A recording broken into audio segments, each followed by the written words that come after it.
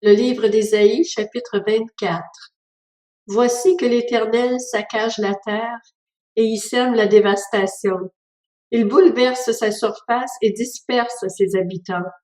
Un même sort frappe le prêtre et le membre du peuple, le maître et l'esclave, la maîtresse et la servante, le vendeur et l'acheteur, le prêteur et l'emprunteur, le créancier et le débiteur.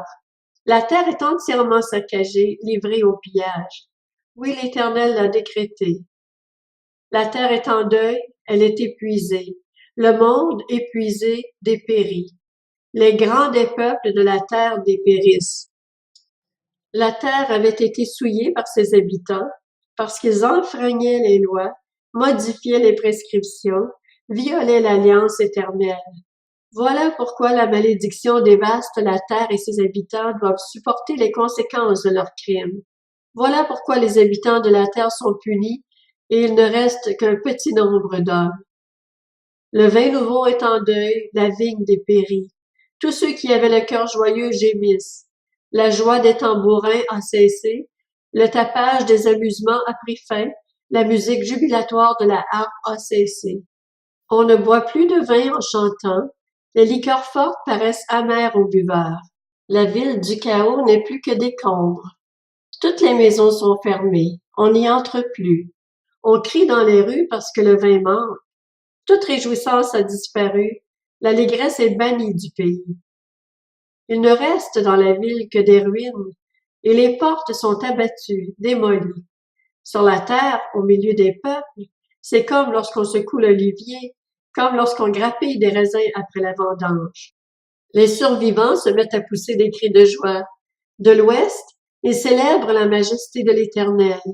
Donnez donc gloire à l'Éternel dans les endroits où brille la lumière, au nom de l'Éternel, du Dieu d'Israël, dans les îles de la mer. Du bout de la terre, nous entendons chanter « Gloire au juste ». Mais moi je dis « Je suis perdu, malheur à moi ». Les traîtres trahissent, les traîtres s'acharnent à trahir. La terreur, le trou et le piège te menacent, habitants de la terre. Celui qui prendra la fuite devant les cris de terreur tombera dans le trou, et celui qui remontera du trou sera pris dans le piège, car les écluses d'en haut sont ouvertes, et les fondations de la terre sont ébranlées. La terre est déchirée, la terre se brise, la terre tremble comme un homme ivre, elle branle comme une cabane. Sa révolte pèse sur elle, elle s'écroule et ne se relève plus.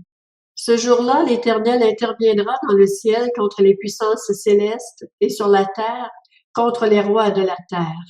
Ils seront rassemblés dans une prison, enfermés dans des cachots, et après un grand nombre de jours, ils devront rendre des comptes.